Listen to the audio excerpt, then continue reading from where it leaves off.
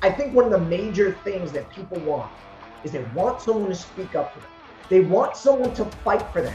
And that's exactly what we started doing at the FOP. You see the FOP driving the message every single day. You see the FOP on the front line. And I want to back up just a little bit. We talked about how we're here speaking out for the victims. There's a reason for that. This is a dangerous time for law enforcement, and it's created by people who are more interested in the problem than they are any solutions. Never has it been harder to be a police officer in this country. We're going to take our voice back. We're going to become the national voice for law enforcement that we so desperately needed. Stunning report from the National Fraternal Order of Police. The Fraternal Order of Police, the world's largest police union. Fraternal Order of Police. The National Fraternal Order of Police. Activist groups and others have done their very best to crumble us, and yet we stand. We've never had a voice like this powerful before. This is The Blue View, a podcast for the National Fraternal Order of Police. It seems like overnight, some 800,000 men and women who pin on a badge every day, suit up and show up in communities across America, went from public servants to public enemies overnight, as some politicians and some in the media demonize our very profession. With us today on The Blue View, a podcast of the National Fraternal Order of Police, is our Vice President Joe Gamaldi and our National Treasurer James Smallwood, as we talk about our media strategies and is that speaking with one voice and how we're giving voice to law enforcement officers all across this country in some of the most difficult times. This is The Blue View. Well, James and Joe, if you could, just Joe, if we could start with you, give us a little bit of background of your law enforcement career and what drew you into the FOP and your FOP experience. Well, I've been a police officer for 17 years. Started my career with the NYPD, did that for 3 years. I was tired of living in a shoebox apartment. The type that's so small when you open up your bedroom door, it hits your bed.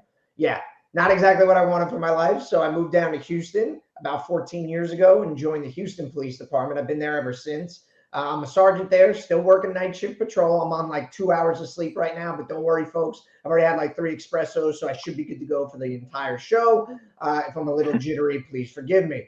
I joined the FOP, well over 10 years ago, getting involved immediately when I came down to Houston in our local lodge. I was actually a charter member of our lodge 10 years ago. Moved my way up through the ranks. I was the second vice president, then moved up to the president of one of the largest locals. And I was the president for 3 years. During that time, I had the opportunity to run for national vice president. And thankfully, the members saw fit to elect me.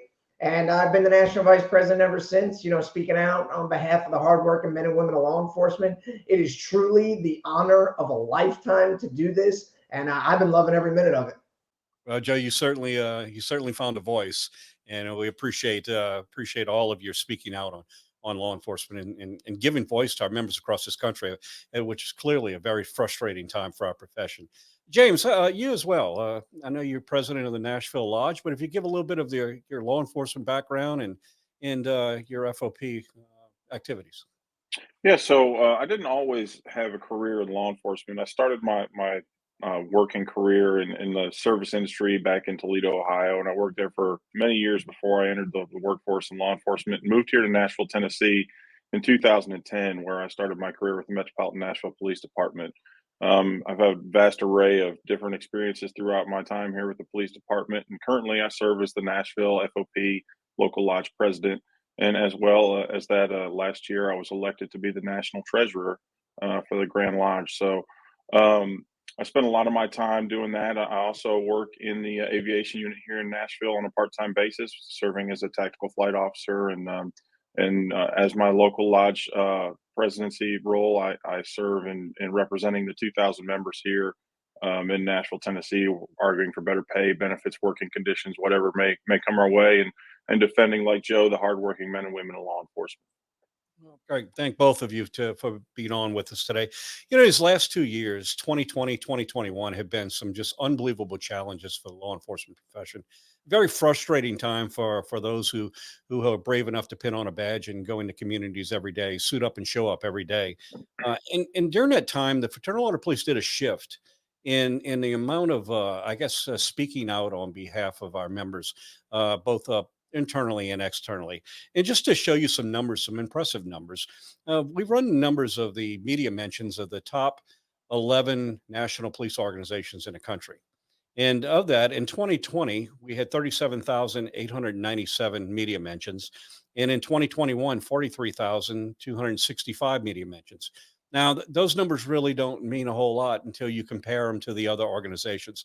The other 10 organizations together combined don't make up 60% of the mentions at Fraternal Order of Police. So clearly, this aggressive approach that we're doing and speaking on behalf of our members, talking about those key and relevant issues are making a difference, at least in terms of public perception. Now, Joe, let's start with you, because you really have given voice to our members in very difficult issues across this country having to do with prosecutors and rising crimes. Give your perspective on how you see the shift that we've done nationally and how it is taking hold in really empowering our members to feel much better about our profession at a time when everyone else is beating us down. Yeah, well, I think a few years ago, there was just, before we were elected onto the board, I think there was just kind of a vacuum. And there was nobody that was really speaking out for the rank and file police officers that are out on the streets every single day. We had these like celebrity sheriffs and retired police chiefs who weren't really speaking for the people who actually had boots on the ground. And they were just more interested in like chasing their celebrity status than actually speaking out for law enforcement. So I think when we stepped up to the plate, we started giving a voice to every single person that still puts on a vest and a gun belt and goes out there and does the job. And a lot of people, they join the FOP because they want legal protection and they want labor services. And there's a host of other resources. But I think one of the major things that people want is they want someone to speak up for them. They want someone to fight for them. And that's exactly what we started doing at the FOP. And I mean, you can't argue with the numbers. And that is that we have completely obliterated every other police group where they only make up 60% of our mentions. I mean, when we say we are the #1 voice for law enforcement, that's not just like a tagline to get people to pay attention to us. That's reality. We are the voice of law enforcement. And now, when there are issues that are impacting our profession, they're not going to the celebrity police chiefs or the sheriffs or everything. They're coming to us. We are the voice for law enforcement in this country, and it's not even close. And you're right. And the difference that is that it's the perspective of those who actually strap on a gun and a vest and go into a uniform and go into communities every day. James, you've played a big part in this as well and done a number of media interviews, both in local markets and in national markets, giving voice to our members. What is your view on your perspective on how this change and shift is giving our members, empowering our members more? Like Joe, I think it's very important that we point out the fact that we are speaking for our members. Our members have had a long and strong thirst for our leadership to step up to the plate, swing the bat, and tell the local community what is actually happening. Because for the longest time, we've had people out here spewing hate, spewing rhetoric, and not being truthful about what law enforcement does on a day-to-day basis. And not just for our members. Our members are the benefactors of all the messaging that we're putting out there, but the community as well. Because the community has been misled and misguided for so many years that anything that somebody runs out there in front of the media and says, it becomes easy to believe. But when you have somebody out here that's pointing out facts, that's speaking truth, it's almost impossible to look the other way when you point it out with reason and just be out there with the truth every single time. Yeah, no. When we first started this shift in the way that we dealt with the media in the National Fraternal Order of Police, we found a lot of pushback from most of the news sources, and it didn't matter how much we spoke, we were drowned out by the literally thousands of anti-police comments that were made in stations and news outlets across the country. But we've slowly overcome that, and the numbers speak for themselves. We put together a really good promotional video that tells how we are speaking on behalf of our members, 364,000 members across this country, speaking with that one voice. Let's take a look at the video, and I'd like to get your thoughts on the video itself. What do you think of this idea of defunding the police? I actually don't think it's far enough. To end policing as we know it. Activists and some city officials. Calls to defund are only growing louder. Overnight, 800,000 men and women who protect their communities every single day went from public servants to public enemies. As politicians and the media demonized each and every one of us. Brothers and sisters, this is a dangerous time for law enforcement, and it's created by people who are more interested in the problem than they are any solutions. Over the past 2 years, the media, politicians, activist groups, and others have done their very best to crumble us. and yet we stand.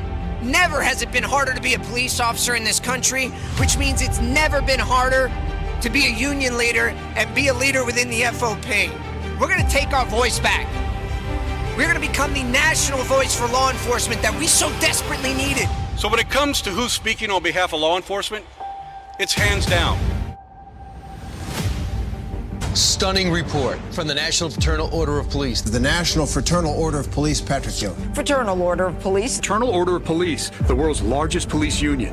We started pushing out our stories, our message. That's then picked up by national news outlets across the country, and we are reaching millions. One was a horrific year for violence against police. The head of the country's largest police union also blames anti-police sentiment in some parts of the nation. It's taken its toll, and it's eroding a lack of respect for the law enforcement profession. 346 officers were shot in the line of duty in 2021. That is the highest number recorded since the Fraternal Order of Police started tracking the data. Ambush attacks were up 115%. While they try to defund us, we stand. We have rogue prosecutors who are running wild, letting people out over and over and over again. We have bail reform, which has been an unmitigated disaster. While they try to abolish us, we stand. We've never had a voice like this powerful before. We are the voice of law enforcement in the United States. So guys, your initial thoughts. That commercial is fire. Like, can I sign up to be an FOP member again after watching that? Because I'm in. Yeah, without a doubt, without a doubt. That is absolutely premier for what the FOP stands for what we're doing on a day in and day out basis. We are standing up for our members. We are taking the message and taking the fight back to those who are lying about us. I cannot be more impressed with that video. And just as it's equally as important, this is not just about speaking up for law enforcement. We're speaking up for victims as well. The long list of these different media coverage that we've done clearly shows that somebody's got to speak on behalf of the victims. And we're looking at rising crime all across this country. And it's easy for us to forget that we talk about numbers, and those numbers are impersonal. But what we fail to recognize that when we talk about 200% increase of murders in cities, well, that's real lives and real families that are forever changed. So there's a voice that's much greater than just for law enforcement. It's really all about public safety, safer communities, and making the law enforcement job safer as well. Yeah, I mean, I agree. And I'll tell you right now, if you're a member of the FOP and you just watch that video, go show it to somebody you work with who's not a member and say, hey, where's your organization? Because this is what the FOP is doing. We're out there every single day on the national news defending cops. Where are your people? So I implore you, if you're a member, go show that video to everyone. And in fact, go show it to your family members, ask them to share it too. But, Pat, you're absolutely right. Like, it's not just police officers. We're speaking up for victims, which frankly, victims don't really have a loud voice right now. Last year, we had 16 American cities experience their highest murder rate on record. In 2020, we had over 20,000 homicides in this country. That's the first time since the mid-90s. And in 2021, they actually outpaced that number. So who's going to speak up for the victims if nobody else will? Well, guess what? We will, because we actually care. Not the activists who scream at the city council meetings about how they want to defund the police or they want to reimagine, public safety, which means no enforcement. It's actually us, because we actually care about our communities. We're in our communities every single day. We want to see them prosperous. We want to see them have the same opportunities as all of us. But if we continue down this road of just letting criminals out over and over again, no banks are going to move in those neighborhoods. Grocery stores aren't going to move in. That's why we have food deserts. Mom and pop businesses are closing left and right. And until we get a handle on all this, and until some of these woke politicians figure out that we actually have to enforce the laws we have on the books, those communities are going to suffer, and they're never going to have the same opportunities as the rest of us. Well, you bring a very good point. And we look across this country, we see the cities where we see the highest increase in crimes. And we also see cities with the same sizes that are not experiencing those same crimes. And really, when you look at it and you dissect it, it really comes down to policies adopted by those cities and prosecutors within those cities and the way they approach the crime. So there clearly is a lot to learn here. And the Fraternal Order of Police is driving that message. But we looked at those numbers, and there's a significant number there. There's a big change. When you look at 60% of the other 10 organizations well, to tell that 10 organizations don't make 60% of the media mentions of the FOP, there's really a deeper strategy here at work. And so, Joe, if you could talk a little bit about how the Fraternal Order of Police's approach to addressing some of these really important issues for law enforcement, how we've been able to set the media markets and lead markets across this country, talking about real issues and forcing the discussion about public safety and in every town USA. Well, I think it's really important that whenever we make these arguments or we have these conversations, that it has to be fact-based. We have to be passionate about what we're talking about so people understand, like, this is important. When we talk about crime numbers and murders, or when we talk about officers being shot, we're talking about mothers, daughters, fathers, sons. We're talking about real people. So we should be passionate about what's going on in our communities. So one of the things that we do at the FOP is we make sure we do our research, and thankfully we have a wonderful staff in Washington who can, Mark McDonald is my go-to. Sometimes I'm bugging him at like 2 in the morning. I'm like, hey man, I got an interview in 3 hours, get up out of bed. I need these stats. And he's always on point. But what we're doing is we're getting the factual information. We're developing a plan on social media to put that information out.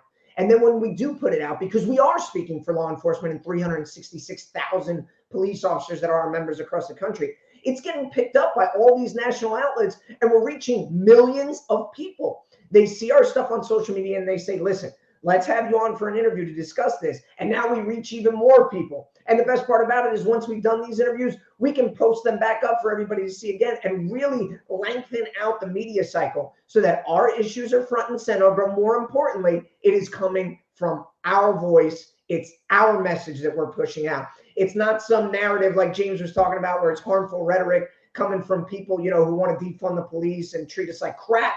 It's coming from us. And that makes a huge difference when we start to have this conversation with everyone. Well, Joe, you mentioned our legislative staff here in Washington working through these issues, and I can't speak enough for them. These very 2 difficult years, and they've stayed ahead of every issue and made sure that our members' voices, our law enforcement profession, had a voice in all of these discussions. So hats off to them, and also to Mark McDonald. That video we just saw was put together by Mark, and Mark, the great work that he does. James, if we could, there's more than just the FOP is experienced unprecedented growth. We've never had been bigger and more influential than we are now. We saw our biggest 2-year growth during the 2 worst years, you would think, for the law enforcement profession. But it's much more than just us speaking out. That is certainly a huge part of what we're doing and calling attention to the FOP. But we have a lot of services we provide to our members. Can you talk just a little about the wide range of services that being a member of the Fraternal Order of Police and why offers and why there's not an officer out there that shouldn't be part of the FOP because of these benefits? Yeah, absolutely. When you look at the FOP, of course, we've talked about how you see the FOP driving the message every single day. You see the FOP on the front line. And I want to back up just a little bit. We talked about how we're here speaking out for the victims. There's a reason for that. There's a reason for that because at one point in time, we had elected officials who were speaking out for victims. And those prosecutors, those rogue prosecutors and district attorneys are not speaking out for the victims. They're not standing up for the victims. Now they're actually more proponents for the criminals than they are the victims. And that's why our message is so strong and why it carries so far. But when you look at the FOP as a whole, we're much more than our messaging. Our messaging is powerful because it's true and it's telling the public what's happening and why our world is degrading in the way it is.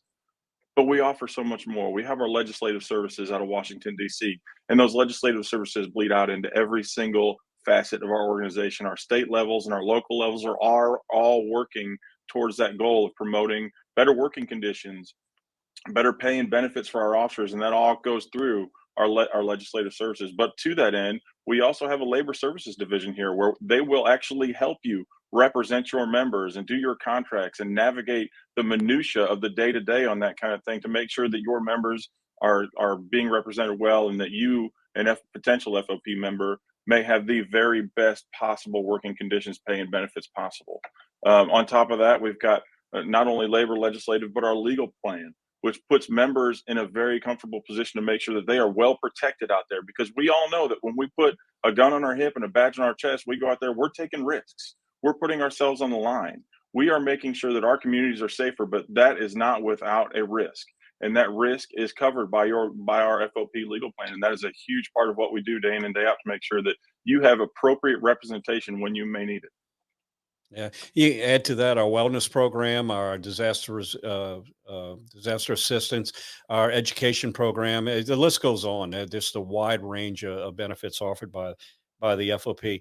And Pat, if James, I may, a good point. I'm going to back up a little bit, and you're talking about policies in cities across this country, and there's been a push by many that say that this is righting social injustices that have happened over time. But we often kind of forget the fact that the highest percentage of our of the victims of these crimes are really the very community that we're trying to help and are underrepresented.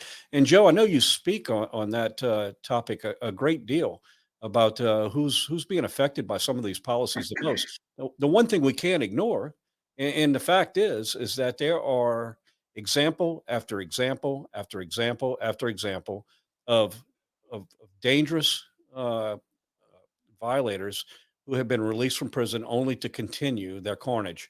And if that's somehow fixing policies and making our community safer, it's clearly not working. Now, Joe, you want to touch on that just slightly?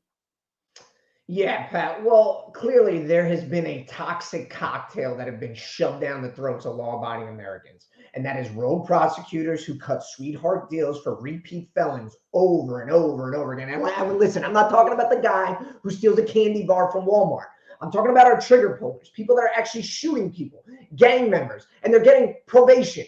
Yes, you heard me, probation. And I think generally in the American public, they think, well, if somebody robs me at gunpoint, that person's going to go to jail for 25 years. Try again. They're probably going to get a PR bond, which bail reform has been an unmitigated disaster where they just pinky promise to show up to court and they never do. And then add that on top with the demonization of law enforcement. And it's not hard to figure out why we're in this spot, why crime is spiking and why it's so bad. But the people who are disproportionately impacted are our Black and brown communities. They are the victims of these crimes. So when I see elected officials screaming that police officers don't care about our Black and brown communities, I mean, it's a complete joke. We're the only ones that care.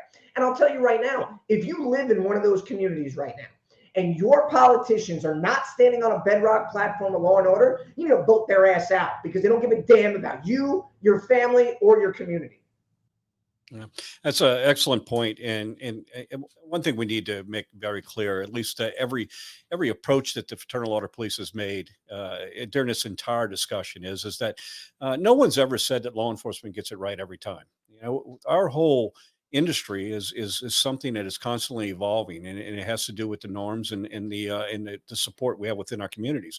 The very powers that we have as police officers are directly related to that trust. And that trust has really taken a hit by a number of public officials that have really worked really hard to demonize us and created even a larger problem for us to attract the best and brightest to come into this profession. So it is, you know, when we talk about speaking with one voice, it is so much more than just calling attention to our organization. We are speaking on behalf of all of the challenges that we're addressing as a profession. And how it's making our communities less safe, and we very much want to be part of that partnership, and moving us forward during these very difficult times. James, if you could, if somebody wants to know more or interested in becoming a Fraternal Order of Police, they say they're not a member, where could they go about getting information on joining? You know, we've got a really well redeveloped website, www.fop.net. If you're interested in joining and becoming a member, click onto our website. There's a link right there on the homepage. It'll help you find your local state lodge where you can make a connection and ask about joining as a member. All you got to do is fire off an email, and somebody will get back to you, and they'll give you all the details in joining. And it'd be very important to point out that there's a reason why the Fraternal Order of Police is the oldest and largest. And it has every bit to do with our structure itself. We have over 2,200 local lodges across this country. Every one of them has been allowed to pick their own identity. They reflect the communities they live within, and play. And because of that, there's that connection, and it's not like some of the organizations that are so rigid that the directions come from the top down. Or we're actually the opposite. Our job is to, on the national and the state level, is to give that united voice on a state and a national level on behalf of our members. But really, the rubber meets the road within those local lodges, and the decisions are made in every town in America. So, thank you both for time. I'll give both of you a chance to kind of wrap it up and have the final word. Well, President Yoes, just want to say thanks for having me on the one of the inaugural podcasts here. It's a very exciting time for us.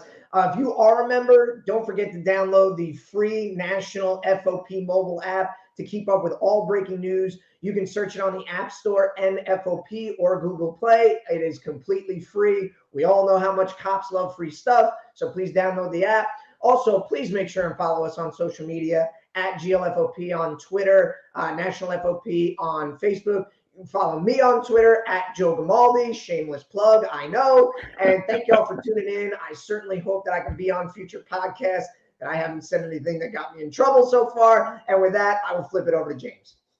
Well, Pat, just like Joe, I want to say thanks for having me on. I think this is a really great resource. It's going to be great not only for our members, but for future potential members in the community. We've talked a lot about messaging in this podcast. And what I want to talk about, what I want to leave folks with is, while we are absolutely on the forefront of messaging, we are out there every single day beating feet and making sure that we get our message out there to not only our members, but to the public. There's another component, which is the I Am series that we published out.